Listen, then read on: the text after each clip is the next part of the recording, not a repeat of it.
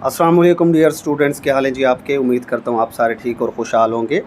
शुरू करते हैं अल्लाह के बाबरकत नाम से, जो बहुत ही मेहरबान और निहायत रहम करने वाली ज़ात है, और खुशामदीद कहते हैं आपको कंप्यूटर सर्विसेज एकेडमी में। डियर स्टूडेंट्स, इंग्लिश के लेक्चर्स आपको करवा दिए गए हैं, और जिन लोगों ने भी इंग्लिश के लेक्चर्स कर लिए हैं ना, चाहे बेटा आप पीपीएससी की तैयारी कर रहे हो, चाहे आप एफपीएससी की तैयारी कर रहे हो, किसी भी चीज़ की आप तैयारी कर रहे हो ना, वो लेक्चर्स करने के बाद, और ये जो मैं आपको एफपीएससी की इंग्लिश करवाऊँगा पास्ट पेपर्स की, ये तकरीबन हम 2017 से लेकर ऑनवर्ड जितने भी आज तक एफपीएससी के पेपर्स हो चुके हैं उन सब की इंग्लिश इंशाल्लाह करेंगे।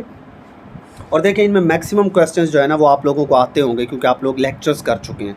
तो जो चीज़ें मैंने लेक्चर्स में करवाई होंगी वो यहाँ पर मैं एक्सप्लेन नहीं करूँगा, कुछ चीज़ें थोड़ा बहुत यहाँ पर बताता जाऊँगा।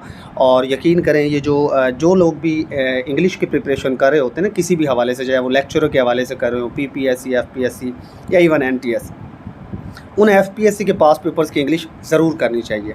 ठीक है, ज़रूर करनी चाहिए। उसके अलावा अगर आप एफपीएससी की बेहतरीन तरीके से तैयारी करना चाहते हैं तो जो इंग्लिश के लेक्चर्स हैं वो लाजमी अच्छे तरीके से सुन लें। ठीक है, अगर वो लेक्चर्स आपने नहीं सुने तो फिर मज़ा नहीं आने वाला आपको। चलें जी, चलते हैं। यहाँ पर ये हमारे पास सबसे जो पहला पेपर है वो assistant director MoD 2017 ministry of defence का 17 स्केल का पेपर है। इसकी इंग्लिश कर लेते हैं। ये पैराग्राफ वगैरह हमने नहीं करने, हमने जो काम की चीज़ें वो करनी है। इसके अंदर ये देखें, यहाँ पर सबसे पहले जो है ना, ये complete the sentences by choosing most appropriate option from the given letters choices from A to D E etcetera. कह रहा है जी, आपने एक अप्रोप्रिएट वर्ड यहाँ से चुनना है और उसको जो खाली जगह है ना उसके अंदर आपने फिल करना है अप्रोप्रिएट वर्ड। अब ये वोकेबलरी का बेसिकली क्वेश्चन है, और जिस स्टूडेंट ने भी हमारे जो मैक्सिमम जो हमने वोकेबलरी करा रखी है तकरीबन 1000 से 1500 वर्ड्स वो ट्रिक्स के साथ, उसने वो कर रखी है ना, उसके लिए ये कोई मसला ही नहीं है। वो सेंटेंस को समझकर बड़ा इजीली इसको फिल कर सकता है। देखिए, यहाँ पर क्वेश्चन है हमारे पास, ये 86 नंबर पर जो पड़ा हुआ है, the research is so dash that it leaves no part of the issue unexamined. कह रहा है रिसर्च इतनी ज़बरदस्त किस्म की है, इतनी ब्रॉड है कि जनाब इसने ना कोई भी इशू अनएग्जामिन्ड नहीं छोड़ा, यानी इसने हर चीज़ को कवर कर लिया है। हर चीज़ को कवर कर ले जो चीज़, वो क्या होती है भाई? वो होती है कम्प्रीहेंसिव। ऐसी रिसर्च जो हर चीज़ को कवर कर ले और किसी भी चीज़ को अनएग्जामिन ना छोड़े, वो क्या होती है? कम्प्रीहेंसिव होती है। ठीक है जी। उसके बाद नेक्स्ट हमारे पास क्वेश्चन है, hydrofoils dash employ the same principles that keep airplanes in the air. अब इसमें जी कौन सा यहाँ पर आपके पास, आपके ख्याल में यहाँ पर कौन सा ठीक होगा? तो यहाँ पर जनाब ये ऑप्शन बी ठीक होगा। Hydrofoils flying through the waves employ the same principles that keep airplane in the air. कह रहा हाइड्रोफॉइल्स जो होते हैं ना, वो सेम प्रिंसिपल को फॉलो करते हैं जो प्रिंसिपल आपका हवाई जहाज़ वगैरह फॉलो करते हैं। ठीक है, हाइड्रोफॉइल्स फ्लाइंग थ्रू द वेव्स, जो वेव्स में से आपके उड़ रहे हैं। अब देखें, वर फ्लाइंग तो ये पास्ट में आ गया, फ्लू ये भी पास्ट में आ गया। अब ये फ्लाई थ्रू द वेव्स ये भी फिट नहीं बैठ रहा, तो ये फ्लाइंग थ्रू द वेव्स यही इसका करेक्ट ऑप्शन है। ठीक है,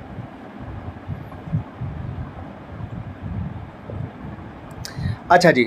उसके बाद नेक्स्ट हमारे पास है जी, he can not stop his son dash smoking. वो अपने बेटे को स्मोकिंग करने से नहीं रोक सकता। तो भाई ये जो स्टॉप हमेशा फ्रॉम के साथ ही यहाँ पर लगेगा। He can not stop his son from smoking. वो अपने बेटे को स्मोकिंग से नहीं रोक सकता। So simple. उसके बाद नेक्स्ट है जी, the visitor was an dash age. Visitor की एज जो है वो पत्नी कुछ नामालूम सी थी। वाइट हेयर्ड, उसके सफ़ेद बाल थे, बट बेबी फेस, लेकिन उसका चेहरा जो है वो बिल्कुल नौजवानों वाला, बच्चों वाला था।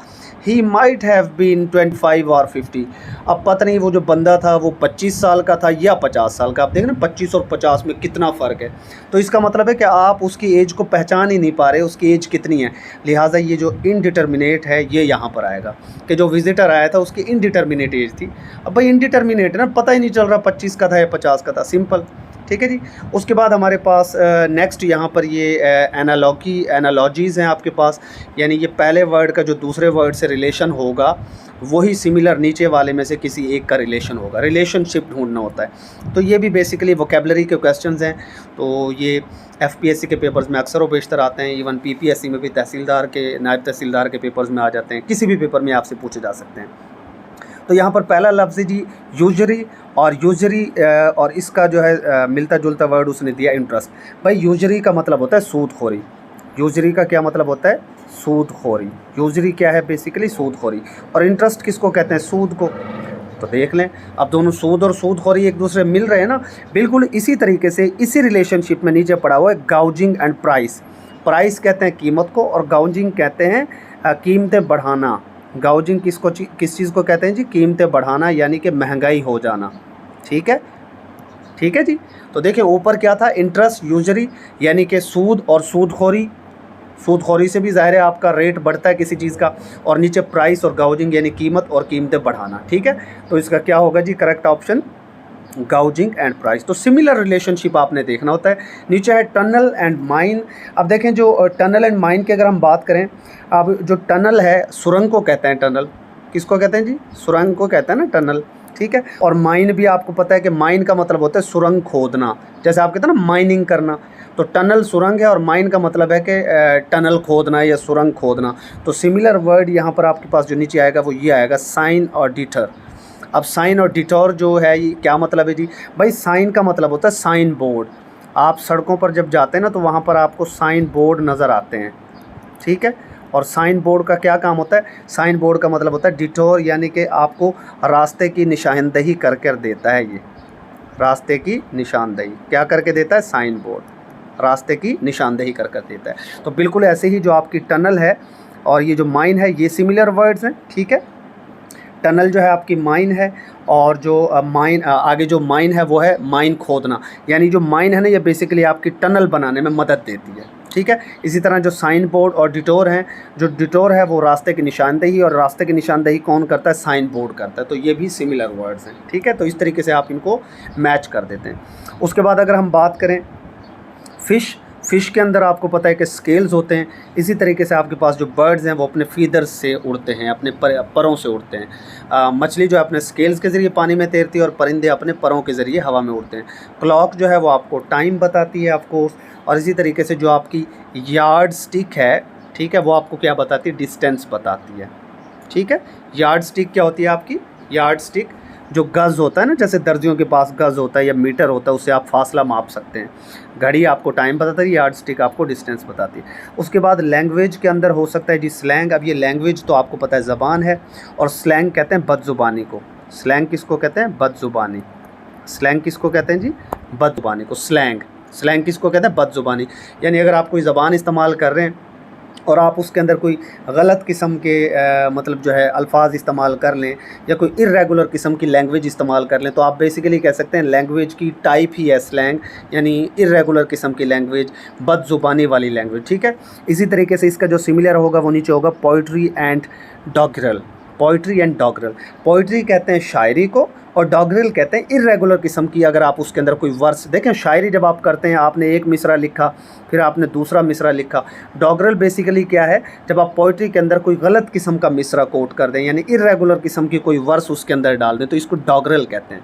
ठीक है, तो बेसिकली क्या हो गया? लैंग्वेज के अंदर बदज़ुबानी वाली स्लैंग इस्तेमाल करना, और पोइट्री के अंदर डॉगरल यानी कि कोई इर्रेगुलर किस्म की आप पोइटिक वर्स अगर यूज़ कर लेते हैं, तो ये सिमिलर आपके हो जाएंगे। ठीक है, उसके बाद नीचे आपके पास है जी चूज़ दी लेटर वर्ड और phrase that most nearly opposite in meaning. जो अपोजिट हो, अपोजिट का मतलब क्या है? एंटोनिम आपके पास हो। तो जनाब यहाँ पर वर्ड है स्क्रूटिनाइज। तो भाई स्क्रूटिनाइज का मतलब होता है, देखें ये जो वर्ड्स हैं ना, सिनोनिम एंटोनिम्स, ये आपको मैंने ट्रिक्स के ज़रिए करवा रखे हैं। ठीक है, स्क्रूटिनाइज का मतलब होता है गहराई से किसी काम को जांचना, गहरा काम करना, यानी सोच समझ कर काम करना। ठीक है, गहरा काम करना, यानी फ़र्ज़ करें अगर आपको कोई डॉक्यूमेंट दे दिया जाए तो आप उस डॉक्यूमेंट को फुल जो है ना गहराई में पढ़ें, अच्छे तरीके से पढ़ें। तो ये होता है स्क्रूटिनाइज़ करना किसी चीज़ को। जैसे स्क्रूटनिंग कमेटी बैठी होती है जो आपका इंटरव्यू ले रही होती है, तो वो आपको गहराई से मापती है और जाँचती है, तो ये स्क्रूटनाइज़ होता है। इसका उलट हो जाएगा स्किमिंग करना। स्किमिंग करना होता है ऊपर से किसी चीज़ को पढ़ लेना। ठीक है, स्किमिंग बिल्कुल इस तरीके से, जैसे स्किप करना नहीं होता, स्किप करके छोड़ के आगे ले जाना। तो स्किमिंग बेसिकली क्या है? ऐसे थोड़ा सा काम करना, ऊपर से बस मोटी मोटी बातें पढ़ लेना, स्किमिंग कहलाता है। तो स्क्रूटिनाइज एंड स्किमिंग एक दूसरे के अपोजिट है। So your right answer is scheme. उसके बाद नेक्स्ट हमारे पास है जी एनोनिमस। तो भाई एनोनिमस का जो है यहाँ पर उलट है आपके पास, एंटोनिम है डिफाइंड। क्योंकि जो एनोनिमस है ना, एनोनिमस कहते हैं नामालूम को, जिसे कोई भी ना जानता हो। ठीक है, नामालूम। तो ये मैंने आपको वोकेबलरी के अंदर करवा रखा है। एनोनिमस को भी ऐसा बंदा जिसे कोई भी ना जानता हो, उसे एनोनिमस कहते हैं। एनोनिमस यानी फ़र्ज़ करें अगर आपका कोई दोस्त है, उसका नाम नोमी है, तो आप कह देंगे यार नोमी तो ना एनोनिमस है। यार जो मेरा दोस्त नोमी है ना वो तो एनोनिमस है, बस मैं ही जानता हूँ, उसे और कोई नहीं जानता। मेरा दोस्त नोमी जो है ना वो एनोनिमस है, नामालूम सा है। जबकि डिफाइंड कहते हैं जो वेल डिफाइंड हो, जो फेमस हो, मशहूर हो, तो ये इसका उलट हो जाएगा। ठीक है। उसके बाद जी कैप्रीशियस, और कैप्रीशियस का उलट हो जाएगा जी स्टीड फास्ट। कैप्रीशियस क्या है? कैप्रीशियस बेसिकली कहते हैं मशकूक और इर्रेगुलर चीज़ को कहते हैं, जो चीज़ मशकूक हो और जो रेगुलर ना हो। ठीक है, इर्रेगुलर आप इसको कह सकते हैं। कैप्रीशियस क्या है? इर्रेगुलर। ठीक है, इर्रेगुलर या मशकूक, जिसके बारे में कोई यकीन ना हो, उसको आप कैप्रीशियस कहते हैं। क्या कहते हैं? कैप्रीशियस। अब इसकी अगर मैं आपको ट्रिक बताऊं तो देखें, आप लोग कैप्री का अगर साबुन देखते हैं, कैप्री एक साबुन है, अगर आपने कभी सुना हो भाई, जो कैप्री साबुन है ना, उस कैप्री की जो प्राइस है ना वो इर्रेगुलर और मशकूक सी रहती है, एक जगह ठहरी नहीं रहती। कैप्री जो साबुन है ना उसकी प्राइस कैप्रीशियस है। कैप्री साबुन कैप्रीशियस प्राइस वाला है। कैप्री साबुन की प्राइस कैप्रीशियस है, यानी कि इर्रेगुलर और मशकूक है। भाई कैप्री साबुन, पाकिस्तान के अंदर जितने भी साबुन उनमें कैप्री साबुन है, उसकी जो कीमत है वो कैप्रीशियस है, यानी इर्रेगुलर और मशकूक है। जबकि स्टीड फास्ट किसको कहते हैं? जो मुस्तकिल हो, जो रेगुलर हो। स्टीड फास्ट किसको कहते हैं? मुस्तकिल या रेगुलर को। लिहाजा कैप्रीशियस का उलट क्या होगा जी? स्टीड फास्ट होगा। ओके जी, समझ आ गया? ये क्लियर हो गया? कैप्रीशियस क्या है? कैप्री साबुन की जो कीमत है वो कैप्रीशियस है, यानी मशकूक है, इर्रेगुलर है, सिंपल। उसके बाद नेक्स्ट हम अगर देखें 99, यहाँ पर हमारे पास है फ्लक्चुएट। तो भाई फ्लक्चुएट का मतलब होता है जब कोई चीज़ फ्लक्चुएशन में रहती है, यानी आगे पीछे मूव करती है और मुस्तकिल नहीं होती, यानी वो साकिन ना हो बल्कि फ्लक्चुएट करती रहे इधर उधर, उसे आप फ्लक्चुएट, जैसे इस तरह के यूँ वेवर करती रहे, जो आगे पीछे यूँ आगे पीछे होती रही। ठीक है। जबकि इसका उलट क्या हो जाएगा? एंटोनिम हो जाएगा रिमेन स्टीडी, यानी जो चीज़ कांस्टेंट रहे, जो एक जगह पर टिक कर रहे हैं। ठीक है। उसके बाद नेक्स्ट हमारे पास है जी रियल।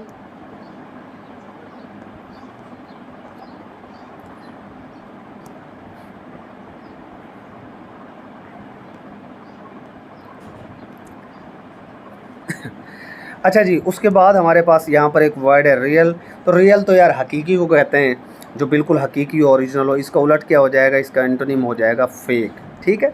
तो ये यहाँ पर आपके पास आपका पेपर हो गया, एक पेपर आपका हो गया जनाब।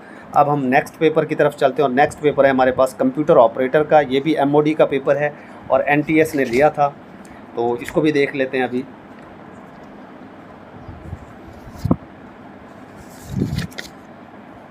अच्छा जी, हमारे पास जो एक मिनट, मैं इसको थोड़ा सा, चलें जी, ये कंप्यूटर ऑपरेटर का पेपर है और NTS ने लिया है। यहाँ पर देखें, पहला तो वही आपके पास फिल इन द ब्लैंक्स आ गए हैं। पहला क्वेश्चन है आपके पास जी यहाँ पर,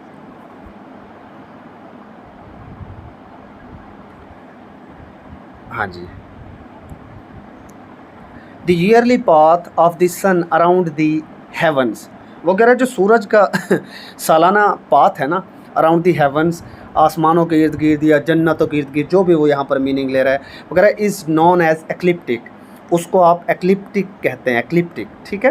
तो ये बड़ा सिंपल सा है, इज़ नॉन ही कहेंगे ना आप। ठीक है। जब भी आप कहते हैं किसी बंदे के बारे में आप बात करते हैं, फ़र्ज़ करें आप कहते हैं कि Computest services academy is known for is authenticity. ठीक है। अगर मेरी आप अपनी एकेडमी के मुतालिक बात करते हो तो आप कहेंगे Computest services academy is known for its authenticity, for its truthfulness. ठीक है, इस तरीके से आप कह सकते हैं। तो is known as the ecliptic, ये जो ईयरली पाथ है सन का, वो क्या जाना जाता है? एज द एक्लिप्टिक उसे कहा जाता है। उसके बाद है जी they dash to each other since they dash. अब ये देखें जी, यहाँ पर वो कह रहा है, मैं सिंपली आपको बता देता हूँ, they have not spoken to each other since they quarrelled. वो उन्होंने एक दूसरे से बात नहीं की है जब से वो एक दूसरे से लड़े हैं। तो जनाब माजी की बात हो रही है यहाँ पर, तो आपने यहाँ पर बात करनी है they have not spoken to each other. वो एक दूसरे से नहीं बोले हैं जब से वो एक दूसरे से लड़े, यानी लड़ने के बाद वो एक दूसरे से बोले नहीं हैं। ओके जी। उसके बाद नेक्स्ट क्वेश्चन है जी, question number 3, where dash you born. तुम कहाँ पर पैदा हुए थे? तो यू के साथ क्या आएगा आपको पता ही है, वेयर वर यू बॉर्न, तुम कहाँ पैदा हुए थे। नेक्स्ट क्वेश्चन है the time dash your watch is not accurate. तुम्हारी घड़ी पर जो टाइम है वो एक्यूरेट नहीं है, तो बाय योर वॉच होता है, आप सबको पता ही है इसका। उसके बाद mister Khalid dash asked to speak in public. Mister Khalid को जो है बहुत कम ही पूछा गया है कि वो पब्लिक के अंदर बात करें या बोलें या स्पीच दें। Has rarely been asked. Has been rarely कभी नहीं होता, हैज़ रियरली बीन होता है हमेशा। हैज़ रेयरली बीन ही होता है, हैज़ रेयरली बीन, ठीक है। तो ये एडजेक्टिव एडवर्ब्स के अंदर मैं आप लोगों को पढ़ा चुका हूँ कि इनको किस तरीके से आप यूज़ करते हैं। तो हैज़ बीन रेयरली नहीं होता, हैज़ रेयरली बीन होता है। उसके बाद वंस अगेन हमारे सामने वही आपके एनालॉजीज़ आ गई हैं। अगर हम बात करें टाइगर और कैट, ये एक ही फैमिली से ताल्लुक़ रखते हैं। इसी तरीके से जो ऑस्ट्रिच है वो एक परिंदा है, ठीक है। टाइगर कैट फैमिली से ताल्लुक़ रखता है, इसी तरीके से ऑस्ट्रिच बर्ड फैमिली से ताल्लुक़ रखता है। उसके बाद वार्डरोब के अंदर आपको पता है कि क्लॉथ्स होते हैं। और अगर आप बात करें बुक केस की, तो बुक केस के अंदर क्या होती हैं, बुक्स होती हैं, सो सिंपल। उसके बाद नेक्स्ट परफोरेट होल्स, जब भी परफोरेशन होती है तो इससे होल्स बन जाते हैं आपके। परफोरेट होने का मतलब है कि होल्स पैदा होंगे वहाँ पर, और इसका ऑप्शन होगा सी। स्पेकल का मतलब है कि वहाँ पर स्पॉट्स पैदा हो जाएंगे।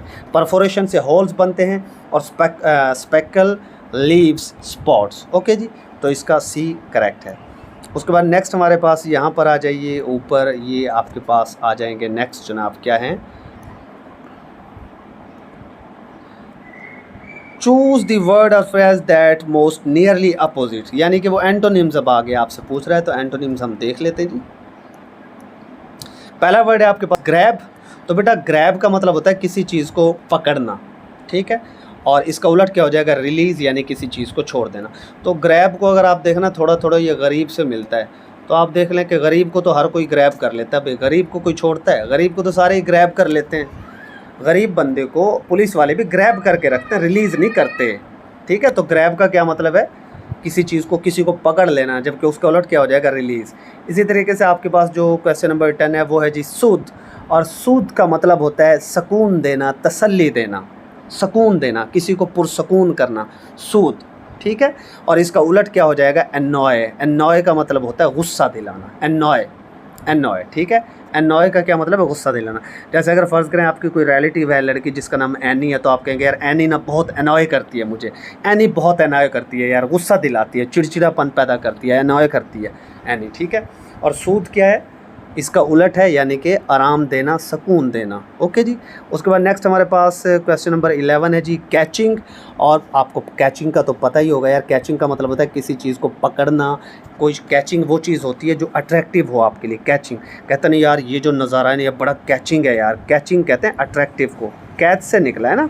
कैचिंग का क्या मतलब है, अट्रैक्टिव, जो अपनी तरफ खींचे, कशिश करे, जो आपको खींचे अपनी तरफ। जबकि इसका उलट हो जाएगा जी रिवोल्टिंग। रिवोल्ट का मतलब होता है, जैसे वो कहते हैं ना कि यार फ़लाँ बंदा जो है ना मुझसे रिवोल्ट कर रहा है, जो बगावत पे उतर है, जो मुखालफत में जाए, उसको कहते हैं रिवोल्टिंग। रिवोल्टिंग कहते हैं जो मुखालफत में जा रहा हो ना आपके। तो कैचिंग क्या हो गया, जो अट्रैक्टिव हो, जो अपनी तरफ खींचे। और रिवोल्टिंग क्या हो गया, ज़ाहिर है उसका उलट हो गया, यानी रिवोल्टिंग करना जो बगावत में जा रहा हो आपके, उलट जा रहा हो आपके। उसके बाद नेक्स्ट हमारे पास क्वेश्चन नंबर 12 है।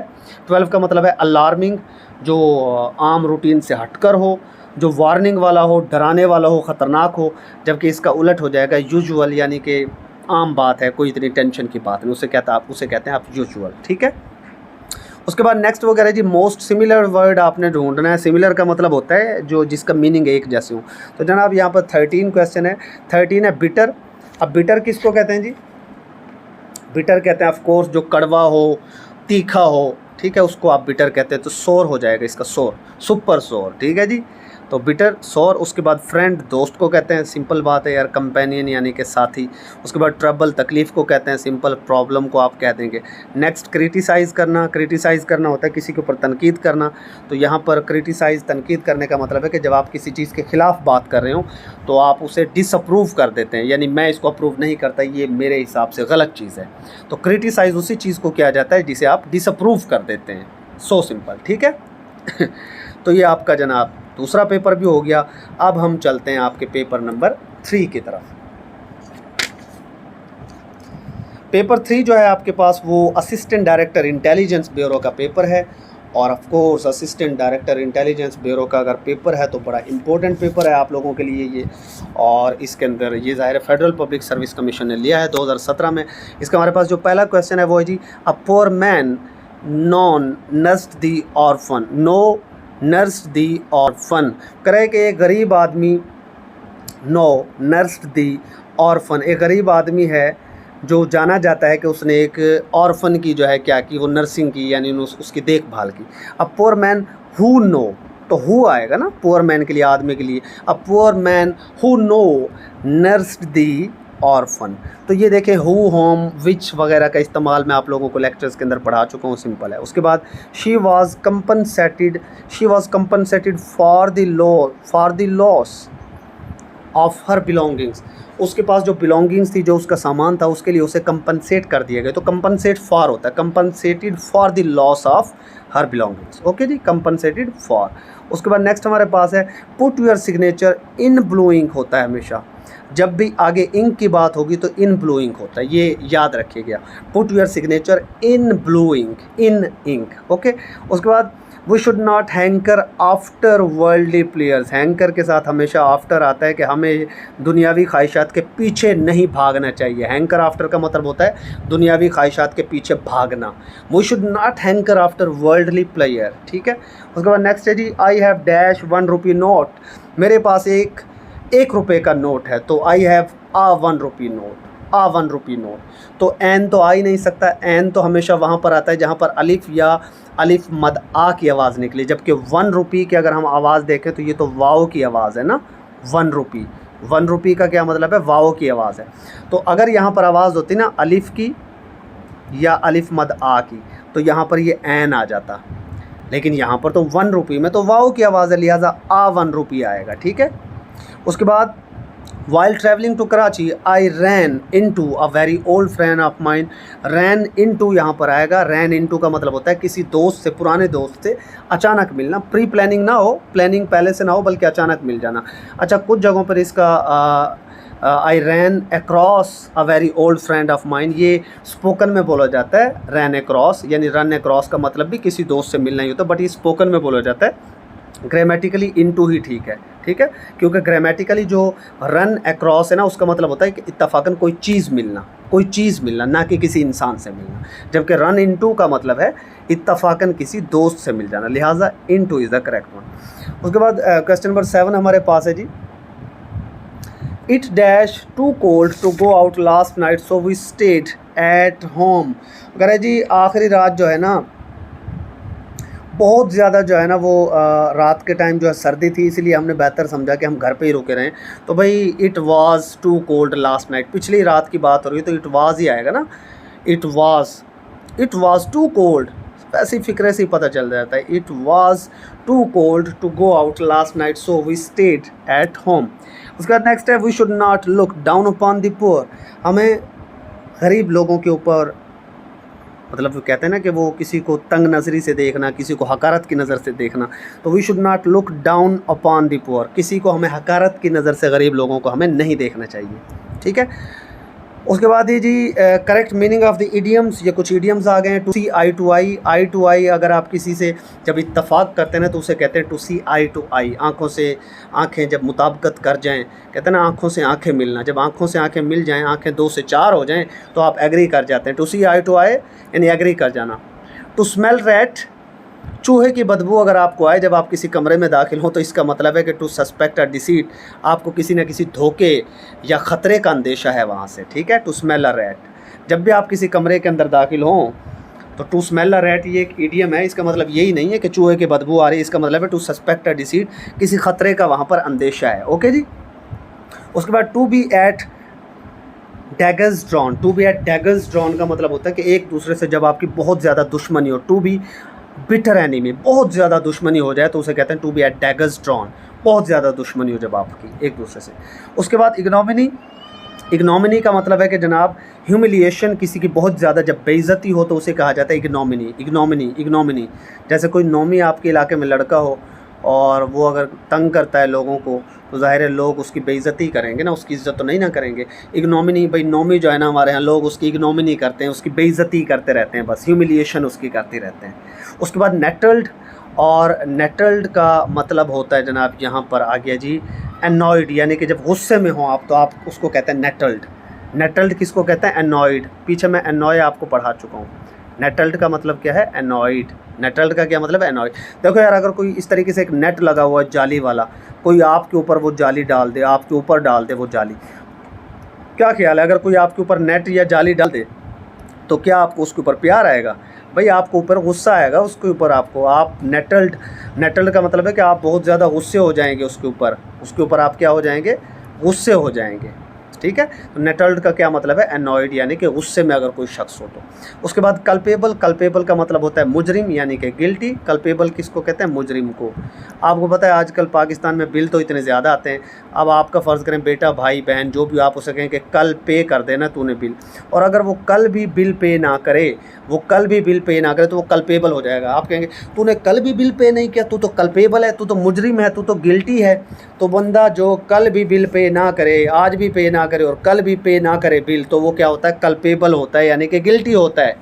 कल्पेबल का मतलब गिल्टी, जो मुजरिम हो। तो ये सारी वोकैब मैं आपको इंग्लिश के लेक्चर्स में पढ़ा चुका हूँ मोस्टली। उसके बाद डिस्डेन का मतलब भी होता है बेइज्जती यानी कि ह्यूमिलिटी, डिस्डेन, ठीक है। अब डिस्डेन को आप दो वर्ड से मिला देते हो, फ़र्ज़ करो डिश एंटीना हो जाता है ना, डिश, या फिर आप जो खाने की डिश है फ़र्ज़ करें उसकी बात आप कर लें, फीमेल्स डिश खाने वाली समझ लें, लड़के जो है वो एंटीना वाली डिश एंटीना समझ लें। तो देखें यार, अगर आप किसी से कहें कि यार मुझे डिश तो एक दे दे खाने की, ठीक है, तो डिस्डेन, तो अगला बंदा आपको वो डिश दे ना बल्कि आपकी डिस्डेन कर दे वहाँ पर। तो भाई डिश मांगते हो ना समटाइम कुछ लोगों की डिस्डेन भी हो जाती है यानी ह्यूमिलिटी। अब देखिए पीछे ह्यूमिलिएशन था, यहाँ ह्यूमिलिटी है, तो ह्यूमिलिएशन एक ही वर्ड्स हैं, एक जैसे ही वर्ड्स हैं, बस नाउन और एडजेक्टिव का फ़र्क पड़ जाता है, ठीक है। तो डिस्डेन, भाई जब भी डिश किसी से मांगो तो वहाँ पर आपको डिस्डेन फेस करना पड़ सकती है यानी ह्यूमिलिटी, बेइज्जती फेस करना पड़ सकती है। उसके बाद इंडिग्नेशन का मतलब होता है गुस्सा। इंडिग्नेशन का क्या मतलब होता है, गुस्सा। अच्छा हाँ यार सॉरी, ये अपोजिट मीनिंग उसने पूछा है। तो डिस्डेन का मतलब होता है बेइज्जती, ठीक है। डिस्डेन का क्या मतलब है, बेइज्जती। तो इसका उलट क्या होगा, रिस्पेक्ट होगा, रेस्पेक्ट, ठीक है। इसी तरीके से जो इंडिग्नेशन लफ्ज़ है, इंडिग्नेशन का मतलब होता है गुस्सा, बहुत ज़्यादा गुस्सा। आपको पता है जो इंडिग्नेशन इंडिया की नेशन, इंडिग्नेशन इंडिया की नेशन, इंडिग्नेशन इंडिया की नेशन, इंडिग्नेशन इंडिया की नेशन। तो यार आपको पता है कि इंडिया की जो नेशन है ना वो बहुत गुस्सा करती है जब पाकिस्तानी टीम, क्रिकेट टीम उनको हरा दे। तो इंडिया की नेशन भाई इंडिग्नेशन करती है, गुस्सा करती है। इंडिया की नेशन इंडिग्नेशन करती है, गुस्सा करती है। तो भाई इसका उलट क्या होगा, रेफरी तो हो नहीं सकता, गुस्से का उलट तो होगा ना आराम व सुकून, कामनेस, कॉपरेशन, ताउन, ये भी नहीं हो सकता। एंटागोनिज्म वैसे गुस्से को कहते हैं। तो कामनेस वगैरह है नहीं, लिहाजा नन ऑफ दीज आएगा, क्योंकि इंडिग्नेशन का मतलब उलट होता, कोई रिलैक्स होता या कामनेस होता, ठीक है, या कूलनेस होता, ठीक है। तो ये नन ऑफ दीज ही होगा, यहाँ पर कोई भी ठीक नहीं। उसके बाद ऑब्स्टिनेट, भाई ऑब्स्टिनेट कहते हैं ज़िद्दी को, जो बहुत ज़्यादा ज़िद्दी हो। ऑब्स्टिनेट किसको कहते हैं, ज़िद्दी को। किसको कहते हैं, ज़िद्दी को। अब ऑब्स्टिनेट ज़िद्दी को कहते हैं, तो भाई इसका उलट क्या हो जाएगा यहाँ पर, अब देखें एग्रेसिव तो कहते हैं कि जो बहुत ज़्यादा तुंदो तेज़ हो, कम्बरसम कहते हैं अजीबो गरीब को, कॉन्स्पिकुअस कहते हैं जो गैर यकीनी हो। तो ये तो कोई भी उलट नहीं बन रहा। ऑब्स्टिनेट का उलट तो बनता कोई ओबीडियंट वर्ड होता, वहाँ पर ओबीडियंट होता तो वो बन जाता इसका उलट, लिहाजा यहाँ पर कोई भी ठीक नहीं है। ऑब्स्टिनेट का यहाँ पर एंटोनिम क्या है, नन ऑफ दीज है। क्या है जी, नन ऑफ दीज, ओके जी। उसके बाद नेक्स्ट हमारे पास कुछ पैसिव वॉइस यहाँ पर हैं, जाहिर है ये भी आ जाते हैं। क्वेश्चन है जी, stone strikes on my head, जो पत्थर है वो मेरे सर पर लगा। तो स्ट्राइक्स ये जनाब आपको पता है प्रेजेंट इंडेफिनिट है, तो I am struck on the head by a stone, I am struck, ठीक है। आपको पता है कि प्रेजेंट इंडेफिनिट के जब भी आप पैसिव वॉइस बनाते हैं तो इज एम आर आ जाता है उस सेंटेंस के अंदर। जब भी आप पैसिव बनाएंगे तो इज एम आर आएगा। तो देखें सिर्फ ये पहले वाला ही है जिसके अंदर इज एम आर है। तो ये भी मैं एक्टिव पैसिव में आप लोगों को बता चुका हूँ लेक्चर्स के अंदर कि जो आपके पास जब भी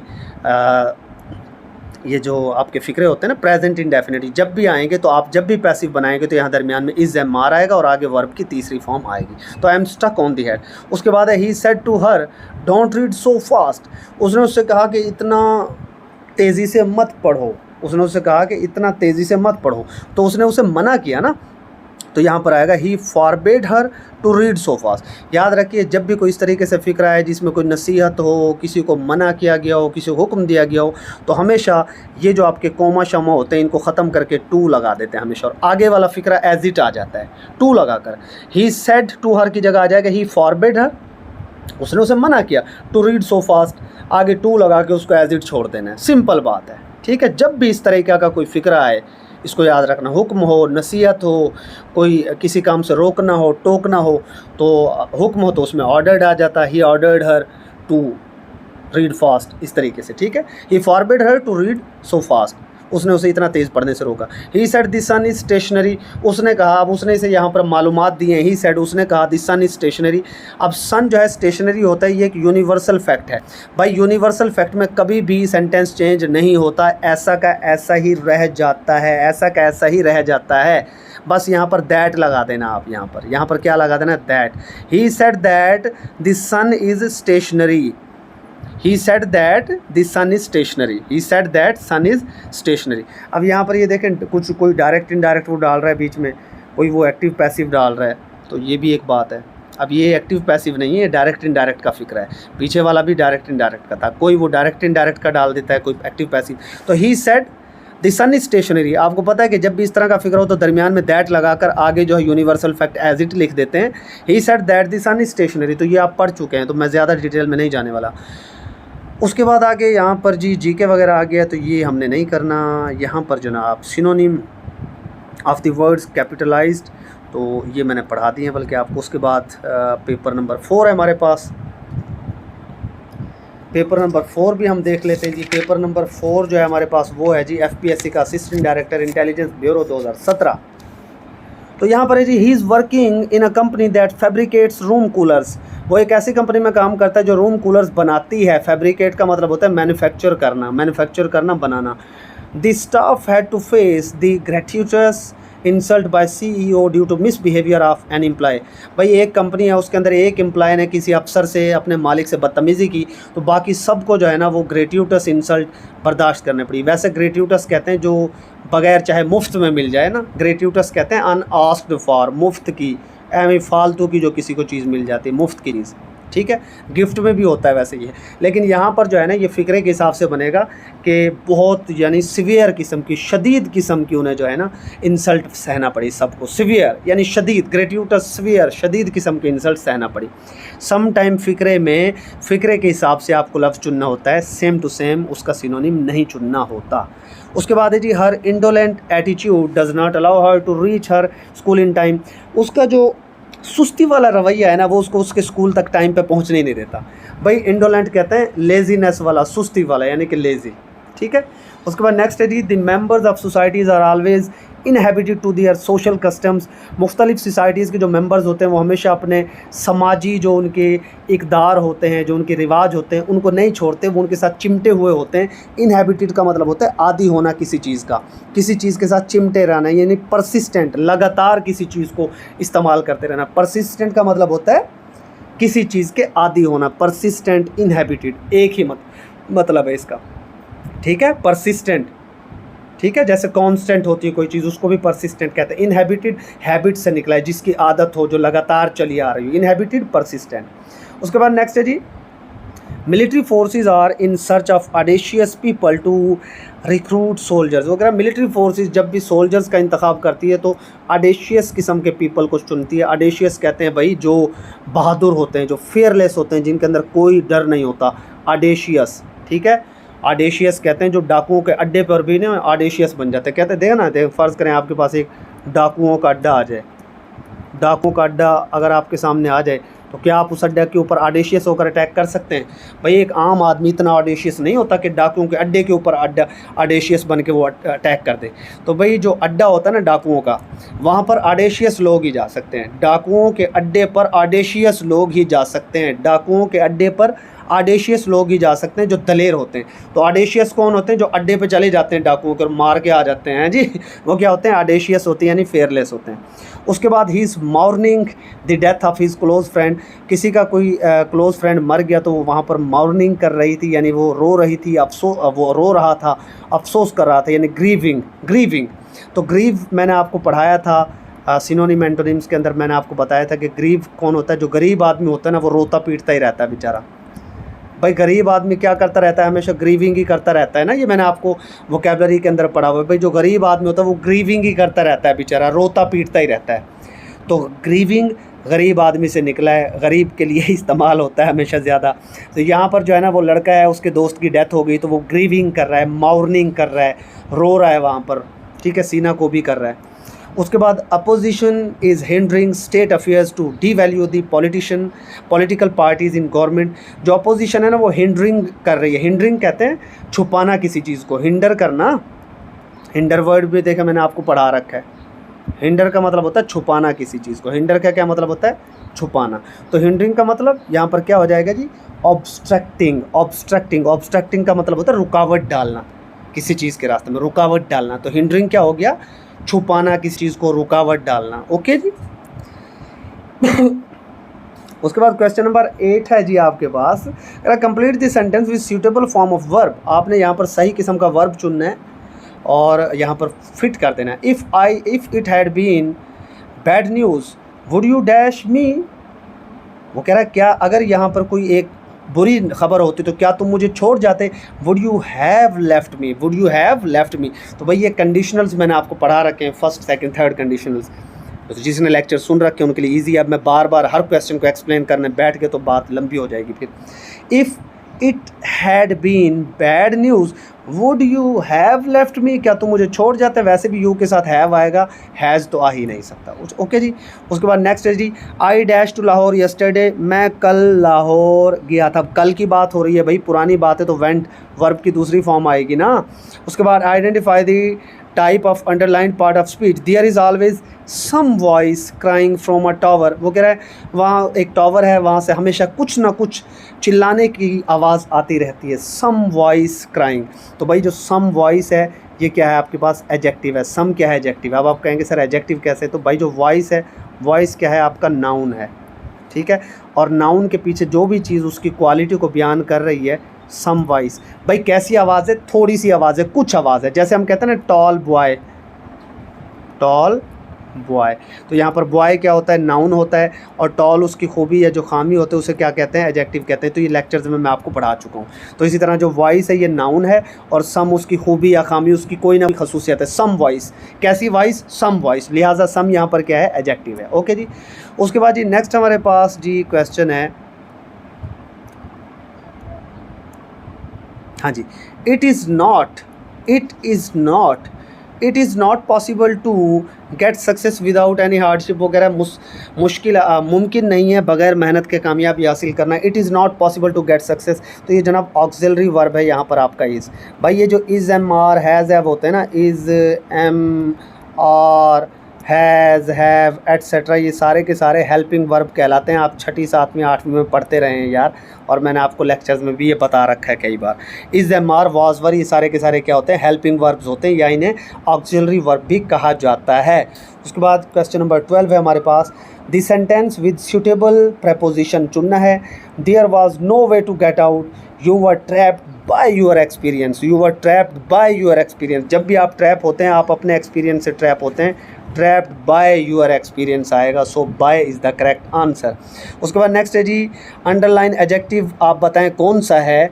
अ bird in a hand is better than two birds in a bush. वगैरह अगर जो चीज़ आपके हाथ में आ जाए वो बेहतर है दूर की चीज़ से। कहते हैं ना नो नकद न तेरा उधार, ये वही है। A bird in a hand is better than two birds in a bush. तो भाई बेटर देन टू, तो ये मवाजना हो रहा है ना, तो कंपैरेटिव है ये, बेटर कंपैरेटिव। अगर यहाँ पर होता ना बेस्ट, देखें गुड आपके पास होता है एक चीज़ के लिए, बेटर होता है जब आप दो चीज़ों का आपस में मवाजना कर दें, और बेस्ट हो जाता है सुपरलेटिव। ठीक है, बेस्ट के साथ तो फिर आपको दी लगाना पड़ता। तो यहाँ पर बेटर है तो ये सेकंड डिग्री है। सेकंड डिग्री कंपैरेटिव की होती है, अगर बेस्ट होता तो सुपरलेटिव हो जाता। तो ये भी मैं आप लोगों को लेक्चर्स में पढ़ा चुका हूँ। तो जिन लोगों ने इंग्लिश के लेक्चर्स सुन लिया ना उनके लिए कोई मसला ही नहीं है ये सवाल। उसके बाद I dangled my leg over the trap door, found the ladder dash went down. वगैरह फाउंड द लैडर मुझे, I dangled my leg over the trap door के ऊपर मेरी लेग जो डैंगल कर गई, और फिर मैंने जो जनाब एक सीढ़ी मुझे मिली और फिर मैं नीचे चला गया। तो ज़ाहिर है यहाँ पर एंड आ जाएगा। फाउंड द लैडर मुझे एक सीढ़ी मिली, एंड वेंट डाउन और फिर मैं नीचे चला गया। सिंपल। उसके बाद identify the type of sentence, he got up and lit a cigarette. तो ये जनाब मैंने आपको लेक्चर्स में करा रखा है, ये आप लोगों के लिए मैं छोड़ता हूँ क्या है ये। कम्प्लेक्स सेंटेंस कौन सा होता है भी? कम्प्लेक्स सेंटेंस वो होता है जिसके अंदर एक इंडिपेंडेंट और एक डिपेंडेंट क्लॉज हो, यानी कि दो क्लॉजेज हो। तो ये लेक्चर्स आप लोगों ने सुन रखे हैं कि क्लॉज और फ्रेज़ में क्या फ़र्क होता है, डिपेंडेंट इंडिपेंडेंट क्लॉजेस। यहाँ पर अब मैं डिटेल में नहीं जाने वाला, ठीक है, यहाँ आपको हम सिर्फ पेपर्स करवा रहे हैं। उसके बाद identify the compound sentence in the following. तो कंपाउंड सेंटेंस आपको पता ही है, एक तो मैंने आपको फ़ैन बॉयज़ की निशानी बता रखी है, ठीक है, ये आपने याद रखनी है। कि फ़ैन बॉयज़ आपके पास एफ से फॉर हो जाता है, आपके पास ए से एंड हो जाता है, एन से नॉर हो जाता है, बी से बॉयज़, ओ से आर, वाई से येट, एस से सो। अगर ये दो क्लॉजेज़ के बीच में आ जाएं ये वाले कंजंक्शंस तो आपने उसको कंपाउंड कंसिडर कर लेना है। सबसे पहले तो आप ढूंढो भाई फ़ैन बॉयज़ वाला कहाँ पर आ रहा है, कहाँ आ रहा है। ये देखें जी, ये आ गया fan boys. He has got admission in foreign university and he is going in the next month. अब देखें दो अलग-अलग क्लॉजेज़ हैं, दो अलग-अलग पूरे से फ़िक्रे हैं आपके पास और दरमियान में एंड से वो जुड़े हुए हैं। तो एंड से जुड़े हुए हैं तो लिहाजा यही कंपाउंड सेंस है, लेक्चर्स में आपको मैं पढ़ा चुका हूँ। यहाँ सिर्फ हम सॉल्व कर रहे हैं पेपर्स को। Identify the subordinate clause. इनमें सबऑर्डिनेट क्लॉज कौन सी है? He helped me when I requested him. तो भाई ही हेल्प्ड मी तो अपने आप में पूरा फ़िक्र है। सबऑर्डिनेट ये वाली होती जो व्हेन, सो, देयरफॉर वगैरह से शुरू होती है, उसे कहते हैं सबऑर्डिनेट क्लास। तो क्लासेज की टाइप्स में आप लोगों को ऑलरेडी करवा चुका हूँ। तो व्हेन आई रिक्वेस्टेड हिम ये सबऑर्डिनेट है।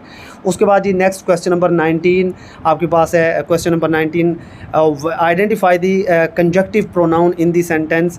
तो ही, आई, मी, तो कंजक्टिव प्रोनाउन तो यहाँ पर कोई सा भी नहीं है, तो नन ऑफ दीज आएगा यहाँ पर। उसके बाद नेक्स्ट है जी 20, identify the abstract noun in the sentence. तो एब्स्ट्रैक्ट वो होता है जिसका कोई जिस्म ना हो, जो ख्याली बात होती है। जैसे honesty is the best policy में जो आपके पास ऑनेस्टी है ना, ऑनेस्टी ईमानदारी, तो ईमानदारी कभी किसी ने देखी दौड़ी हुई जा रही हो?